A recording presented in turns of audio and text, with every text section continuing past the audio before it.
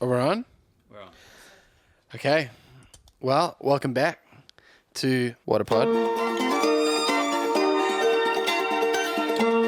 I think we could be podcasters, podmen. I don't want to claim that yet. Happy for you to take that though. But, you know, I'll take that if you take Evangelical Christian's most eligible bachelor. I won't accept it. Do you listen to a lot of podcasts? Not a lot, does it show? No. A couple. Okay. I mean, Jess always has Hamish and Andy Yeah, Hamish are very funny. on. I really like the Inspired Unemployed one. Oh, do they actually have a pod? Yeah, it's unbelievable. Oh, I'm sure that's amazing. So funny. Yeah. Yeah, they're way better than us. Yeah, I can imagine.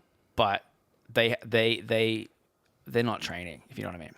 Yeah, they've had practice. Yeah, They worked their way up. I'm sure if you went back and listened to their first episode. No, it's still great though. Okay, never mind. It's very funny. The thing is that they laugh a lot. Yeah, Like we don't laugh that much. Like I think we say funny things sometimes, but it's not. I don't laugh. Like it takes a lot to make me like audibly laugh. Maybe like, we need internally, I'm laughing quite a lot. maybe we need to give each other a bit more in that More regard. support. Yeah. Yeah. I don't want to act though. That's the one thing I hate acting. You're not much of a thespian. A thespian? Yeah. What's that? An actor. I've never heard that term before. I didn't. I thought that would come from left field. You bring a lot of strange words. I mean, I do But feel it like does- that is my gift to. I think it's your gift in life is words. You're a wordsmith. Oh, wow, that's When a you nice say thing to these words like spelunker. spelunker on the last episode, it does. I don't like the word, but it does convict me in a strange way because my word knowledge does not run as deep as yours, and the fact that you're bringing some strange words like thespian into normal conversation, Right. it makes me feel inferior. Now, Well, I I'm don't know- sorry. That was never the intent Nah, well, of the that's how I feel. of the word drop. I'm not trying to be a thesaurus, I know. and nor do I feel like I actually am. But I do like using interesting words. Sometimes I've said words like, one word that I might say sometimes is like, I'm scared. no, I'm trying to think like this. I often use the word, what's the word? What's the word where it's like juxtapose, right? It's not a big word. It's not that big of a word. That's a good one, then. But It's a great word. I do often bring that into my daily. Yeah. And I have said it around some people, and they think I'm smarter than I am. But it's only because I had to use that word so many times in university. But that's fine. It's like a chef using salt. You know what I mean? It's like, But you use salt on everything, so that's like, but yeah, like maybe yes. you know what I mean? But you could just not use salt. But you use salt to be like, I want you to think I'm better at this than I am. Yeah, yeah, You know what I mean? So there's a couple of tricks you can use there. yeah. That's true. You're a chef. I do like to cook sometimes. Yeah, Yeah, you're solid. but what else? One of the things I wanted to announce, draw attention to, there will be an Aodhán King album. There will be. But that is ground shattering, considering, you know what I mean, the radio silence from you these last couple of years. Yeah, there's been a darkness. Everyone but Miami has Yeah, been yeah, that's just true. pining I know for some know, King. I know. And- Yeah, I've been putting out music. Finally, Do you wanna after talk many about- years. you wanna Yeah, I talk mean, about that? it's been a long and winding journey, but I'm It finally has. here tonight, Yeah. picking up the pieces, and walking back into the light. What, Do you know that song? No. Angels Brought Me Here by Guy Sebastian. Oh, Massive hit, 2004. yeah. He won Sorry, that Australian was Idol. before I. Yeah, it's before I moved to It's Australia. been a long and winding journey, but I'm finally here tonight. Do you know that song? No, it's a great melody though. Oh, it's an amazing song. Yeah, anyways. Okay. So you don't know any of that, like the Shannon Knoll, Guy Sebastian rivalry. You don't know any of that. No, man, that was a huge Australian moment. That's like probably one of the most iconic moments in Australian history. Really? Mm-hmm. Would you say Guy Sebastian over Delta Goodrum or Delta over Guy? I like both of them. Yeah, you're not Both gonna, amazing, both iconic. Yeah, you're not gonna take a stance, are you? No, Not even for Cam. no, I don't take stances. Really? I do, just not on things like that. I think artistry is so different. Yeah, it is. You're right. Yeah. Okay, fair enough. Well, when it comes to your album, Yes. which would you say it's closer to, Delta or Guy? I would like to see I've gleaned from both. Okay. I've just pulled inspiration from all around me, All right. In all seriousness, what kind of album is it? So I have been on a journey, as you know. I'm making like I guess it's a worship album. Yeah. So it's been a long journey. I've obviously done mostly worship music. We've both been at Hillsong. Did that with Young and Free. Yeah. All the things for many years. But this one, I went on a journey for the last 3 or 4 years trying to work out who I am, what I want to do, what I want to sound like. You've been on that journey with me. Yeah, I would say it's been more than 3 or 4 years. Yeah, it's been a long time. It's been maybe 8. Yeah, I would say the first well, we kind of we both like part of Hillsong. Yeah. In the bands, it's all consuming our whole lives, touring nonstop. Been touring with Young and Free since 2013. 250 days away a year. There was never a moment in that time from probably then 2013 till probably 2018, 2017. I never had ever wanted to do my own stuff ever, and I still don't necessarily want to. I love being in a group, but yeah. I reckon around end of 2017, 2018, I kind of was like, oh, maybe. But it wasn't really an option for us. We kind of were, it wasn't even really a door that was open for us to do stuff like that. No, it was very much that would have been quite, I think, taboo. Yeah. For us to. Totally. Kind of and nor did we have the time either. Like, there was no moment. So, but I think the conversation came up around that time. And I was like, maybe I could do something. And then I think right before COVID, like, we were on tour with Young and Free. 2020 was meant to be a massive year for Young and Free. We had a lot of stuff lined up, like everyone did. And I think when all that cancelled, I was back in Australia. I was just at home. And I was like, well, we can't really do anything. So I started writing for whatever my own thing was going to be. And at that time, I was like, I've done worship music for so long. I want to do something that's different. So I started writing songs about, like, my life outside of that. Yeah. Like just my own personal things, like heartbreak, those kinds of things. And so we kind of all of 2020 I spent writing this record, and I was exploring options with different labels. There was one really promising one, and we'd written this record together. You were there, full thing, all of 2020, and it was awesome. It was really, it's a great record. Yeah, it still is awesome. And then I was like, cool, I'm going to move to America and sign a deal. I'm going to go full pop man. Pop man. You were full pop boy. And I was going down that road. I started. You were pretty far down the road. Yeah, very, very far down the road. In fact, I was pretty much there. So I moved to America to do all that, and was working with amazing managers and whatever. I was all sick. I mean, I know you're not going to say names, but really, it was kind of the best of the best. You were in pretty crazy conversations. Yeah, it was pretty amazing. There was awesome label deal, awesome management. It was great. Everything was perfect. It was kind of like very surreal. I was like, I cannot believe that.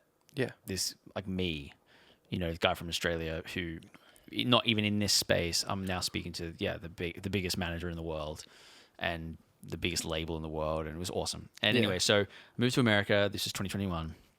And I got here and was kind of exploring what the deal would look like, still finishing a little bit of the record off. And I think during that process, being here, first time I'm living alone, really, because I've been traveling for the last 10 years with a band of 12 people. I'm here and I'm like, what do I actually really want to do? And I think over the course of like a year or so, I kind of was unraveling a lot of things. I think Hillsong has obviously started to look very different. There's a lot of stuff that's going on. I think people who are listening probably already know. Yeah. There's a lot of stuff going on. And I was like, I don't know. It very quickly dawned on me, like, the thing that got me into music in the first place was, like, obviously my faith. So there was like this element of, the way that I articulated how I dealt with faith, and all that was through music and through worship music. And when those things started getting stripped away, like the idea of going out on tour with Hillsong again started to look like it wasn't going to happen. Yeah. Things were changing a lot. It kind of made me go, well, actually, I still love, that's what I love to do. I love worship. I love writing songs about faith. I love connecting with God in that way. And so I kind of went through this whole period. I had all these amazing opportunities, and I was like, well, it doesn't give me this though.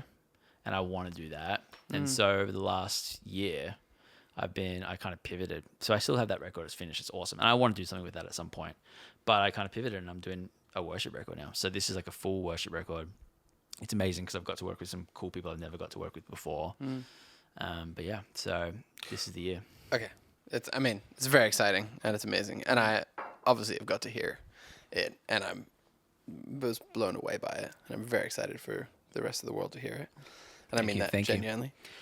What would you say, like, was there a pivoting moment that kind of, like, because that's obviously a lot to give up, or not give up, but, you know, in that moment to be like, no, I'm going to set this stuff aside and I'm going to kind of throw myself in this direction. Yeah.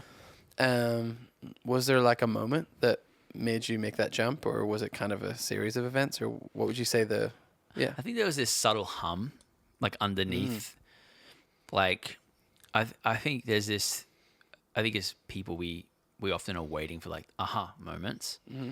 And I remember I remember sitting down with, these managers who are amazing, the big pop guys, whatever, and sitting with the label. And all of it on paper is unbelievable. Like the opportunities were insane, but I didn't feel, there was an excitement obviously, but there was this subtle kind of unsettled feeling that I couldn't really shake. And a lot of it was like, I would be like, is that fear? Is that like, what is that? I think over the course of a couple of months, I just felt like I need to listen to that. I don't think it's fear, but I do think maybe it's not the right time. There's a moment one time I was driving and I remember I was praying and I was like, I need like clarity on what to do. Like I've moved countries. I'm away from my family. I'm living alone. I don't know where to go. Like, and I remember, like, to be honest, it was probably the most earnest prayer that I prayed, because up until that point, I kind of thought I would just figure it out myself, or like if I talk to enough friends and get their opinions, I'll be able to put them together and I'll work it out. But I think I came to that point in the car where I was like, this feels helpless. I don't know what to do. I've got pressure to sign a deal over here. I don't feel great about it, but I should, because it's the best thing in the world. Anyone would die to have this. Yeah.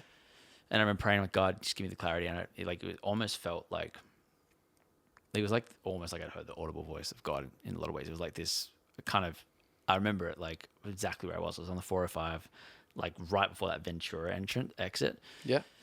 And it was like, I felt like God was like, don't forget why you started doing this. Wow. Which for me has always meant, like, I only got into music because of God. Like, I never played an instrument before.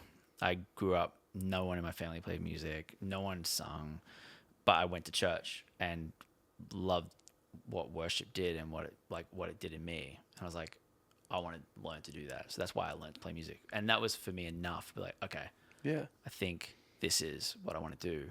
And I went to London the next week and I was still kind of on that. And I was like, God, like, if this is really what you want. And that's when you wrote the song Made to Worship. Made to Worship. That makes so much sense. Yeah. And so then it was like, okay, this feels, I remember sending it to Chris York, who's your manager. Yeah. Amazing guy, best guy. And he was like, dude, I love this. And for me, I was like, I think this is the direction I was going to go. But he would have loved that too. Yeah, he loved it. Yeah. But it was like, it was a big decision, because even with all that seems so simple now. But like at the time, it was so hard to like navigate relationally, because I had to like go, I was pivoting on so many people. Yeah. But thankfully everyone understood it and whatnot. But yeah, so that's how we got here. It's been a long journey, dude, like long. Completely. In life, so many times when, you know, like when you're trying to make a decision and then you do end up leaning into the decision, especially if it's the right decision, like you did, you kind of chase after this thing that's really earnest and perhaps like sacrificial in some ways, because you're giving up all of this over here. Mm-hmm.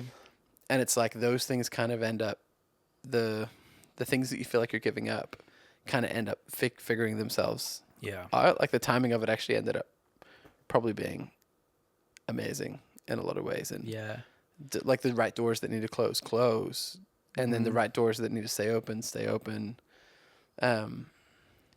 Yeah, it's funny how that Well, I think I've learned that from you in a lot of ways, like this, like the idea of like saying like, oh yeah, like, you know, go to live by faith or whatever. But like really what that means is forgoing any of your own like wisdom in a lot of ways, and relying on God, and like jumping off a cliff. Like, you know, you do this, like you just jump into things and trust that you're going to land on your feet. And I think that is probably the way we're meant to live, is like be okay with not knowing all the answers, not knowing where what's going to happen, but trusting that God's going to make it work.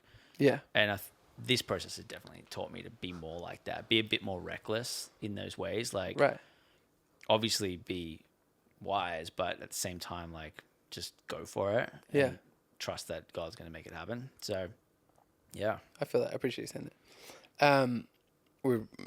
I was actually talking about that today with a friend, and we were talking about how like it is funny when I look back on certain moments. It hasn't been like a hey God, I really need you to come through. It's been a like there is no other option. It's like you're like this is what we're doing now. Yeah. Yeah. Because I feel like we're following you or we're responding, or even if we're not, it's like there's some level of like it's like we're so in the deep end of faith. Yeah. I don't mean that in a like a obnoxious or a spiritual way, because I don't even mean it in all that. It's more like, hey, we decided we're doing this, so it just has to work. Yeah. You know what I'm saying? Yeah. And I feel like in those moments, it actually really, I mean, there hasn't been a moment where it hasn't. Yeah. For me, where it's like I'm all the way in and there's no other option. It always works out, even when it's like down to the last wire. I remember when Jess and I, back in that period where I was landscaping. Yeah. And we had no money, and we would make like sacrifices in that time, like where I would maybe take a month off work to go and work on a Hillsong worship record, and it would put us like very much in the red. Is that the right way to say that? Yeah. Financially, there we go. That's how little I know. I don't actually. Yeah, I think so. Is in the red not a positive? Maybe No, it's red's no, isn't it? What's the black? Is the black good or bad? I don't know. Anyway, moments where it's like there literally is no money, and then right when we needed it, it appeared. Yeah, it's like the manna. Yeah. From the sky. And I feel like I've had that experience at every level of life so far. Yeah. Financially and even like beyond that in other ways. It's like right when the right things needed to show up, they showed up in order for us to keep going. Yeah. In whatever the direction was. Yeah, I wonder if it's actually how God wants us to live. Like, it's almost like it's the moment we take our hands off the wheel. Right. You know, yeah. Which is scary. Like when you're driving, if you take your hands off the wheel, that's a horrible feeling. That's a bad idea. Yeah. But I think in life, maybe that's a good idea. Yeah. You know?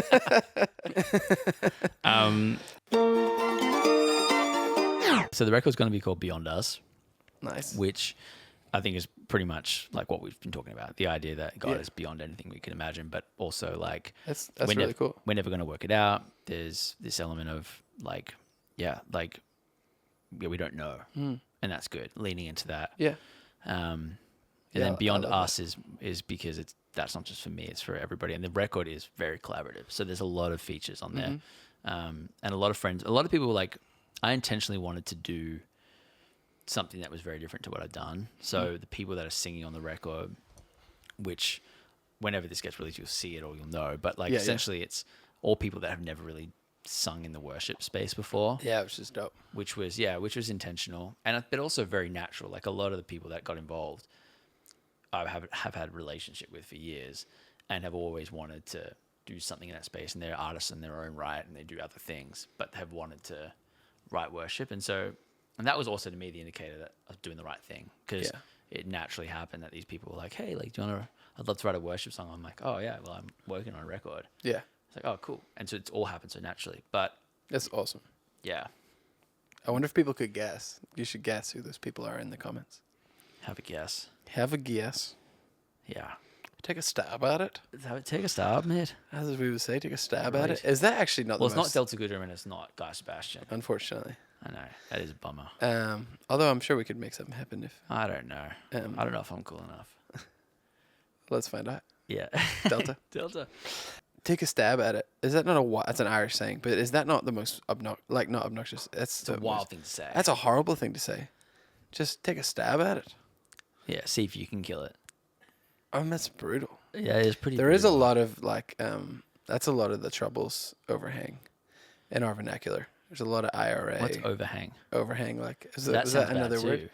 Overhangs like like if there's ivy. Lingering like ivy coming over a roof, like overhang. Like yes. Lingering, like things that linger from totally. There's a lot of things we say that don't really make sense anymore.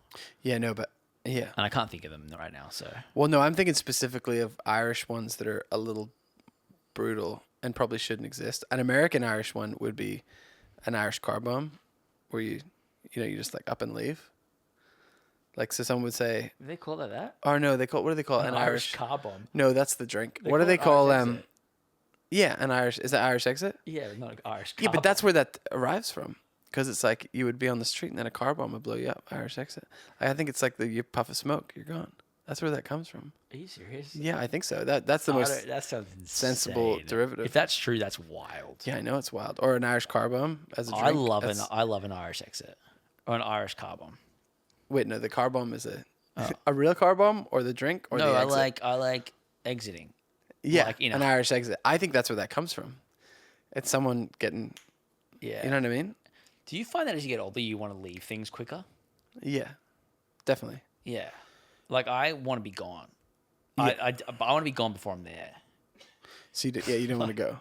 Yeah, like You're like, I've got conversations with BB Rex that I have. yeah, exactly. But I am very much like, okay, so it's like, okay, tomorrow I'm meant to go away on this trip for 3 days, and it's going to be awesome. Yeah. I don't want to go. Yeah, even though you know it's going to be good.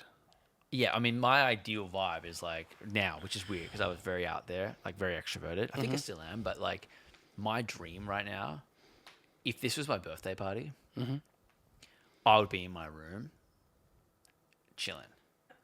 Right. But everyone's out. But everyone's here. Yeah. Yeah. I don't need to be. I like being. I like watching the people that I love hanging. I don't have to. Sometimes I feel overwhelmed. I want to. Not in a bad way. So like, funny because your knowing birthday party this year was it last year? Last year Was so like. It was a crazy night. It was amazing, and it was just the amount of people that turned out. People flew intercontinentally. It was just like.